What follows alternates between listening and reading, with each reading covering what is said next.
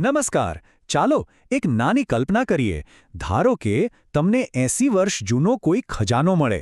પણ આ કોઈ સોના ચાંદીનો ખજાનો નથી, આ જ્ઞાનનો ખજાનો છે. આજે આપણી પાસે ડિસેમ્બર 1940ની અખંડ જ્યોતિ મેગેઝિન છે. જાણે કે એક ટાઈમ કેપ્સ્યુલ જે આપણને એ સમયની આધ્યાત્મિક સમજની એક અનોખી ઝલક આપે છે.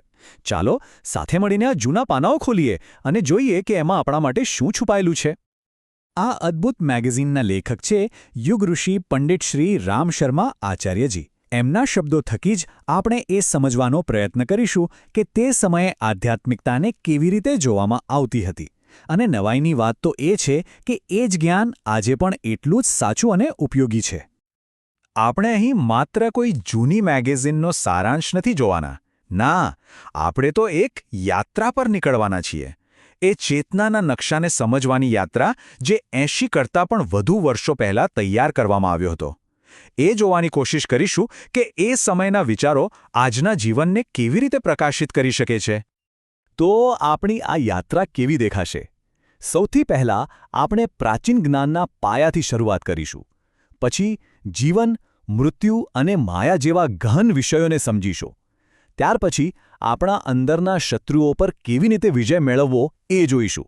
અને પછી એક સંતુલિત જીવન માટેના સાધનો શોધીશું.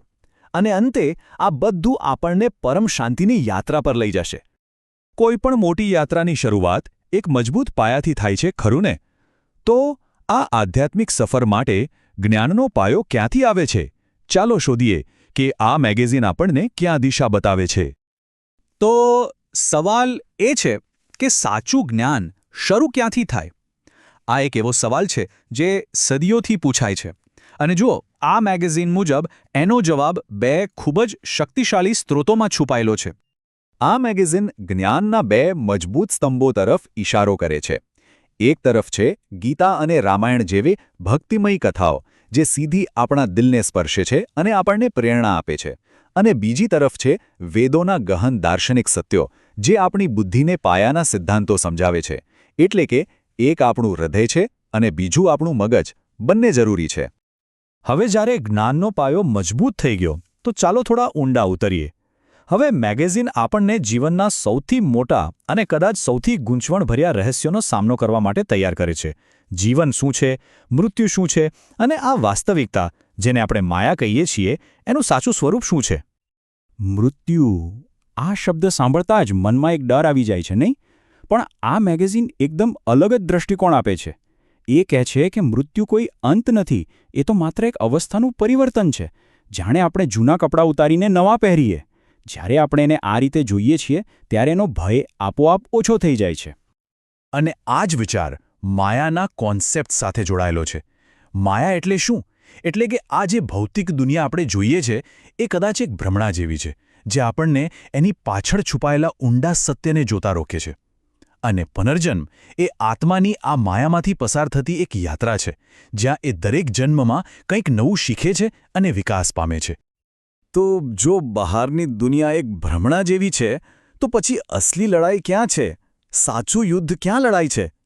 મેગેઝિન કહે છે એ યુદ્ધ આપણી અંદર જ છે. આપણું મન જ એ યુદ્ધ ભૂમિ છે જ્યાં શાંતિ જીતવી કે હારવી એ નક્કી થાય છે. ચાલો આપણા અંદરના શત્રુઓને ઓળખીએ.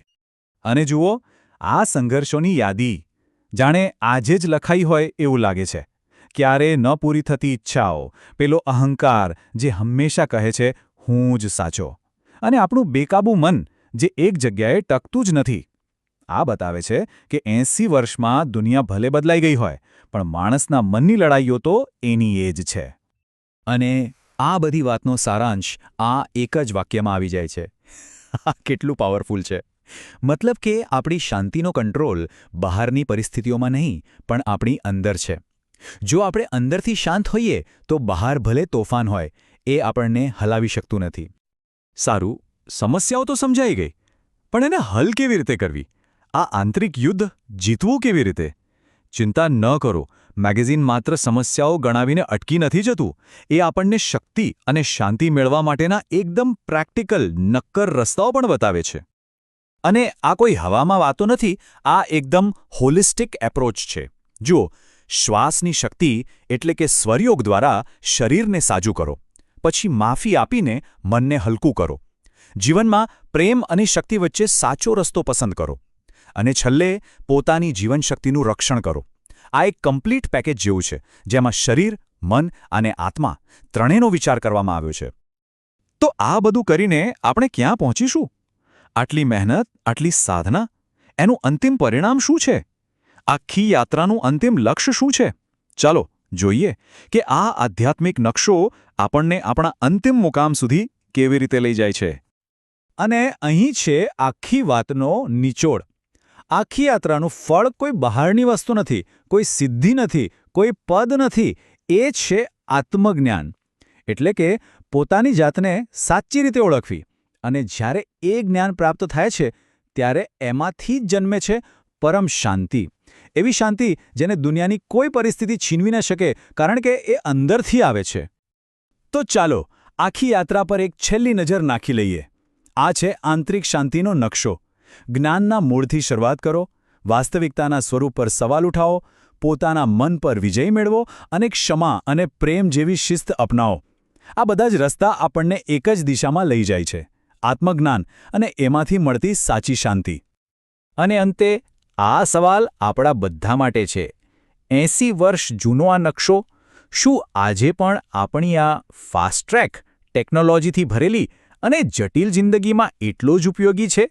શું એ આપણને સાચો રસ્તો બતાવી શકે છે? આ વિચારવા જેવો પ્રશ્ન છે, જેની સાથે આપણે આ વિશ્લેષણ સમાપ્ત કરીએ છીએ.